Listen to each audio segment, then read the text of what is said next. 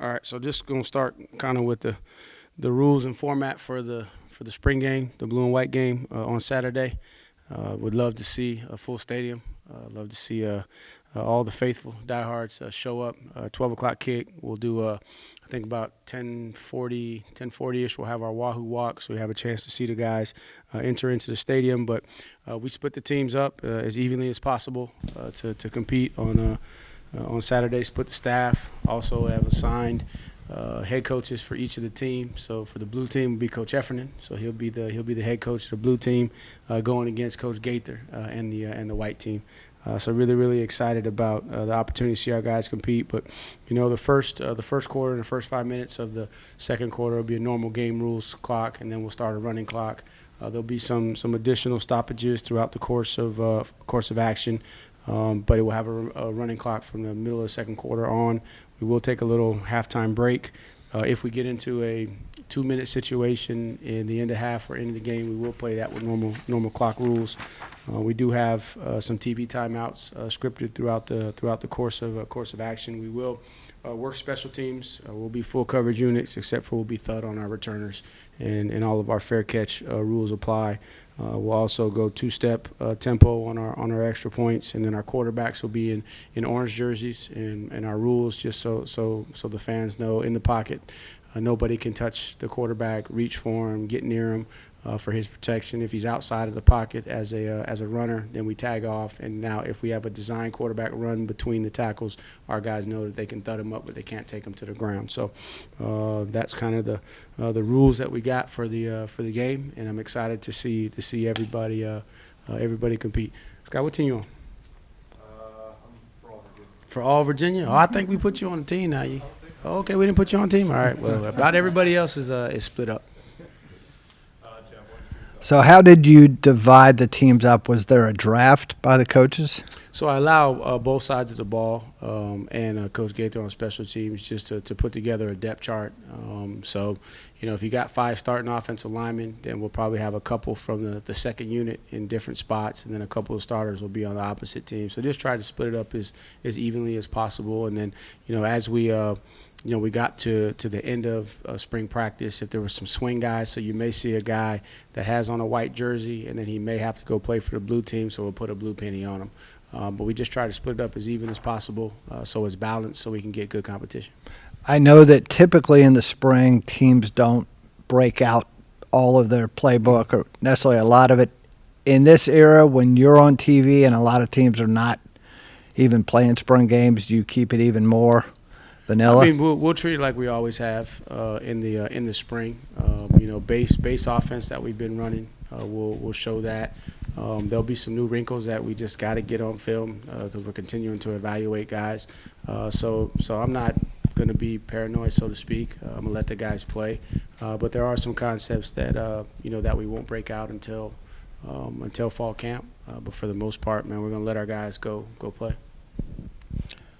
For your fans, it's their first chance to get a glimpse of a lot of these newcomers. Right. How much have you talked to your guys about that opportunity, getting to show exactly what they've been working on and embrace the fan base a little bit? Great question, and that's a great point that you bring up. I've talked about it a lot, that this is an opportunity for us to show our faithful the work that we've been putting in. It's an opportunity for us to compete. The next time we're together is in fall camp, and the next game is going to be a real game.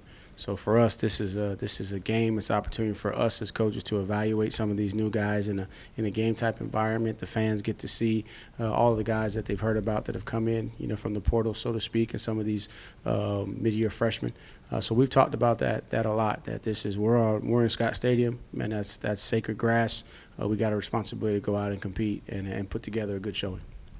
On the injury front, what's the situations with both Monroe Mills and Jam Jackson? Yeah, so Monroe did all the testing, as I told you before, and it ended up coming back being ACL. So unfortunately, he's had surgery, and finally is back, kind of moving around. Man, I hate that for him. And it was a more of a non-contact type of issue. I mean, he was braced up, and it was a low impact drill. Just very unfortunate, but he's in good spirits and excited, and we're going to do everything we can to help him, recover fully, and hopefully we'll be able to see him out, on the field in a Cavalier uniform in the future. And then with Jam, red zone play in a scrimmage situation came down wrong. Initially thought hyperextension. They did some scans. They did notice that there may be some ligament damage, but they don't know what extent. So they're going to take another week, kind of let him rehab a little bit, and then reassess. So I'll know more probably in about a week and a half, 2 weeks on Jam. How do you kind of go about, I guess, replacing Monroe? You guys have had a couple of weeks, I guess, to figure it out. Yeah. How do you kind of go about it? So one of the positives is we got Boley coming back. So Boley will be back in the fold. We get him back. Jack's a guy that's been repping all spring. We got, Tyshawn's a swing guy that can swing, tackle, and guard. Ben York has had a really, really good spring, which is another tackle for us. I mean, we'll look to see if there's a possible guy out there in the portal in this next portal window, just to because that's the area we got to add a little more depth from that standpoint, and competition, and more of a true tackle body type. So we feel like we got some guys in house that'll be able to step up, and we will explore maybe an opportunity to bring in another guy to compete when we get back together in fall camp.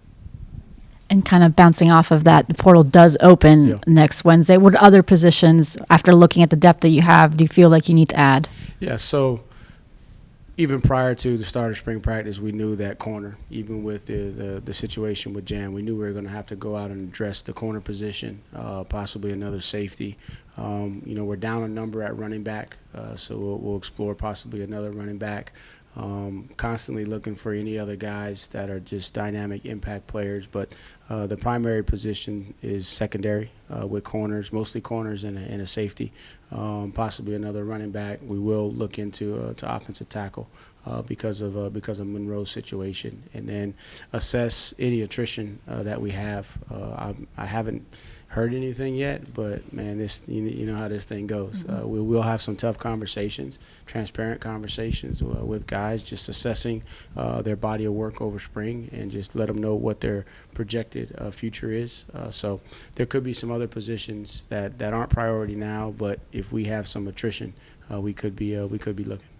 With Jam's injury, Jason Brevard is moving back to corner rather than staying nickel. Do you see any other guys kind of move into that nickel position that you feel like you guys have been able to assess and see their development? Right. So at the nickel position, Corey Costner has filled in there and done a good job, and we believe that he's going to be the type of freshman that can come in and play for us in the fall, regardless of whether it's at the nickel spot or one of the other two safety positions that we have.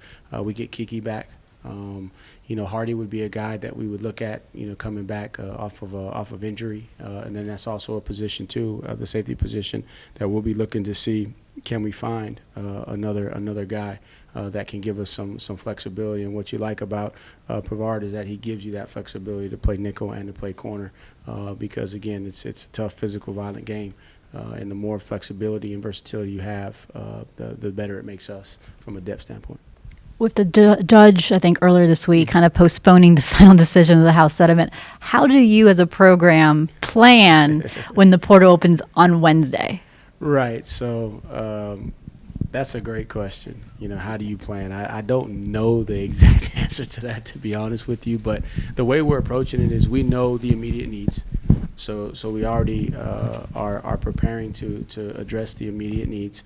Then we'll be ready to respond and react to any attrition, and then hopefully we'll get some direction within the next week or two, and that'll just be because the portal opens and closes, but that doesn't mean that everything is finished at that time, right? It's a little bit different than maybe your December, January, because we got time before summer school. We even got time before fall camp to actually complete your dealings in the transfer portal. So it's not quite as high sense of urgency as the previous window, but I'm hoping that we get some clarity. But right now, let's attack the areas we know we have to address, and then if there is some changes, and it sounds like, and I've tried to stay away from reading too much into it, but it sounds like The judge wants some more information on how to kind of maybe phase the 105. And that I don't know if that necessarily changes your approach in the portal, so to speak. Even though you see these guys every day in practice and evaluate them on film, is there anything in particular on Saturday that you will personally be looking for that you're curious about? Yeah, I want to see body language, ability to compete, ability to function without the coaches, right there, kind of hollering what to do. I want to see guys respond to the ebbs and flows of the game, because that's what you don't know about some of these newer guys that are coming in, some of these young guys as well, is how they're going to respond to the adversity, to the success in the course of the game. I think with 15 practices, we got a good understanding of physically what they can do. For the most part, now you want to see how they're going to respond as football players in a game environment. That's what I'll be looking for. And with so many new faces in the receiving corps and new quarterbacks, how have those guys been able to build chemistry in the spring between them? One of the things that you notice that's been a little bit different than years past is the amount of guys that stay after practice and work together. So you see those guys constantly working together as a group of wideouts, and then also with the quarterbacks, and that helps a lot with the chemistry. You see a lot of on the field communication in the drill work, where the quarterbacks are talking to the receivers about what they see.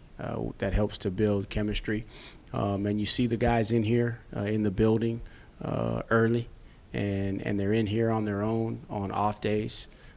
So you're seeing all those little things that let you know that they're being intentional with building relationship and fostering that chemistry.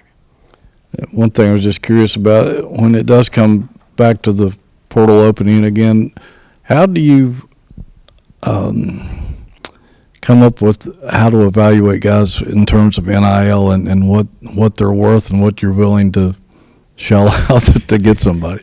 Great question. So one thing that I've been very grateful for is the resource that we have in Tyler Jones, and helping from more of that standpoint, like the evaluation piece of it, so that I can focus more on the football fit, the character fit, and it's worked well so far. So the NIL piece of it, I don't get in the weeds of that. I let Tyler and kind of his group work with that. But we have constant communication about the football fit and the character fit. That's what I focus on, and that'll be a big point of emphasis too, because we have 15 practices this spring, but we also had 5 mat drills, and we had 7 weeks of off-season training with this entire group. And man, they've been intentional to grow as a team. And the last thing that I want to do is disrupt that. So it's finding the right guys that want to come in and be a part of this as we add them. And the other thing we got to take into consideration too is the portal's going to open. Coaches are going to be all over the country on the road recruiting for the next 5 weeks. So they won't be here every day. Right, so we got to make sure that the ones that we have here are continuing to progress the way that we want. And then when we do get back and those guys come in the summer, the coaches will be with them for a couple of weeks, and then it's a vacation time. That's the only time coaches can take time off. So it's not quite like the first portal window when they show up in here in January, and then pretty much everybody is back together for the bulk of time. And people are going to be off in different places, and so that's why it's critical that we get the right guys, and that's what I'll be focusing on, is the football fit, and then also the character fit, and then trusting Tyler and his group to and they've done a great job, so I have no reason to question anything that they're doing from that standpoint. And that's been something that's you didn't necessarily ask this, but I'm a volunteer. Like, I was anticipating some conversations, guys coming in my office and wanting to discuss it, and I haven't had any of that. Like, so Cal Futures and Tyler and them, they've done a great job of managing all of that. And that was important to me too, because once the portal is done and you've made those decisions and you've agreed to what you agreed to, you got to focus on football. And that's what we've been able to do this spring. So kudos to Lowe and Cat Futures and Tyler and his group of managing that aspect of it, right, the right way, so that us coaches can focus more on the football and the fit and the culture and the cohesion and chemistry as we build this team. When you first arrived here at UVA, you wanted to improve the nutrition aspect of the program. And there was a recent donation that allowed you to kind of stretch out the capacity of that kitchen. That's right. How important is it that you're in this next phase of incorporating nutrition into the program? It's critical because, again, you know, if we're piggybacking off the previous question about the portal, not all these guys are going to come in from, you know, situations where they had unlimited resources from a nutrition standpoint. You're going to get guys from some smaller programs that still have to be developed. Their bodies have to be built. And then where we're trying to go, we're trying to compete with teams that have established, you know, nutrition plans and budgets and resources, and they've been, you know, dedicated to that for years. And we just broke practice, and I had Boley stand up in front of the team, and to see Boley now, relative to 2 years ago, he looks like a totally different, you know, human being all the way around, and we need him to. Because, you know, he's going to have to go out there and block, you know, some guys. We're going to watch the draft here in a couple of weeks, and there's going to be some ACC defensive ends that are going to get drafted pretty early. And they're fully developed and grown men. So nutrition is critical. It's one of the most important things because, again, at the end of the day, football is a game that you play with your body.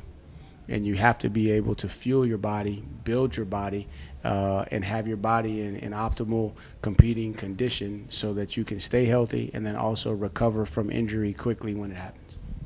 And Ross was saying having a chef here preparing those meals and having everything here without any third-party food and everything. Have you seen changes already from the current roster in addition to Mikhail Boley? Oh, definitely. So man, I mean, Pavard's come in and his body has changed. Just look at Jam Jackson. You know, Jam came in 168 to 170 pounds, and now he's in the 190s. So Darian Harrison's body has changed. I've even seen Corey Costner's body change in the short amount of time that he's here. So with all the stuff in-house, it just gives us more control, right? And so we can control and we can educate better, and then we can coordinate better so that we can hit the amount of calories at the right time in the right composition based off of how we're training, right? So we can really take advantage of the science, you know.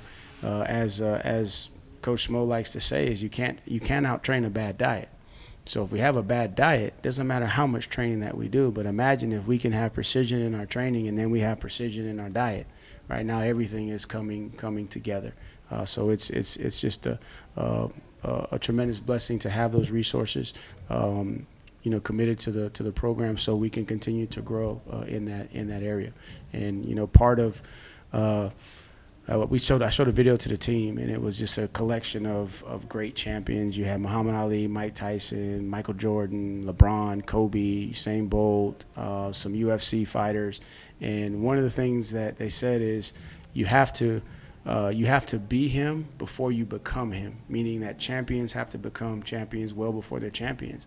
Well, to get to where we're going as a program, we got to look the part. Before we can ever do anything, we got to look the part, and part of that is building the body the right way so that we can compete with the teams that we really want to go compete with in the future. Do one more question, Greg. I'm sorry, Chris. You sure? All right, we'll get those. We've asked you about a lot of these transfers this spring, but Hunter Osborne is defensive tackle. How has he looked on the interior there? What have you seen from him? Because obviously he didn't have a lot of film. He's big, strong, heavy-handed, hard to move. He's a quiet leader. He just works. He shows up every single day. So what I'm seeing is what got him to Alabama in the first place. And you're just seeing the measurables, and he's becoming more comfortable. He moves well. So we're excited that he's here. But his body looks different than what we've had inside, and And now that he's picking up the defense, you're really starting to see him in his ability to make plays, and he can play both positions for us. He can play 3 technique and he can play nose for us. With your 2 new quarterbacks, Chandler and Danny, have you kind of figured out what they do really well, what they are not, what are maybe not their strengths, and I guess do you have a plan kind of moving Right. forward for how you want to gear the offense? So we'll really dive into that now that we got the 14 practices done. But the things that I've talked about in the beginning, you see those things. Obviously, Chandler has great movement skills. What you did get to see is that Danny, moves a lot better than you anticipate. You're starting to see, I think, the latter part. You could see the touch that Danny has on the deep ball, and then you really got to see kind of the improv skills that Chandler has, his ability to extend plays, not just with his legs, but in the pocket, and the savviness. So a lot of the things that we anticipated based off of our evaluation, we confirmed. And then now that we've put them through our system, we'll really be able to go back and evaluate now that we got some downtime the rest of this offseason. Any questions? All right, guys. Thank you. You got one? Okay. I just wanted to ask, Ryan Odom was obviously out early Yeah. on in practice. Just how did it feel like to have him out there? No, it was awesome, and didn't know him personally prior to meeting him today, but I can see why he's the head coach at the University of Virginia. Seems like he's salt of the earth, just an awesome guy, regular guy, about the right things, very familiar with the state, with the area, with the university. So from a Virginia fit, I mean, it just immediately I could see, and you can see he's no ego, right? And that's gonna be fun. And a lot like Coach Bennett, and I let him know I have no ego either. We're all on the same team. You could tell he's very, very intelligent, but he's also very genuine. Passionate about what he does. So it was awesome to have a chance to be able to. I hate that I wasn't able to be at his press conference because we had practice that day, but it was fun to be able to just have a chance to talk to him.